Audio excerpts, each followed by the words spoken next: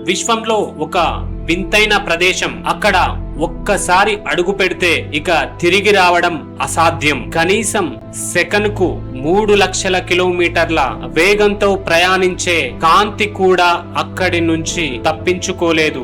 దాని పేరే black hole. అసలు బ్లాక్ హోల్ ఎలా పుడుతుందో తెలుసా?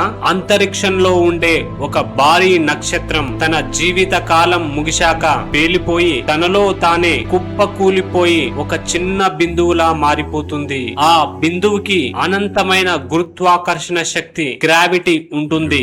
దాని దరిదాపుల్లోకి ఏది వెళ్ళినా సరే అది గ్రహాలైనా నక్షత్రాలైనా రాక్షసుడిలా మింగేస్తుంది. అక్కడ కాలం, స్పేస్ అనేవి పూర్తిగా పనిచేయడం ఆగిపోతాయి. అయితే అత్యంత ఆశ్చర్యకరమైన విషయం ఏంటంటే మనం ఉంటున్న ఈ పాలపుంత మధ్యలో కూడా సాజిటేరియన్ ఏ అనే ఒక భారీ బ్లాక్ హోల్ ఉందని శాస్త్రవేత్తలు కనుగొన్నారు. ఇలాంటి అంతు చిక్కని అంతరిక్ష రహస్యాల కోసం వెంటనే మన ఛానల్ ని సబ్స్క్రైబ్ చేసుకోండి. Thank you.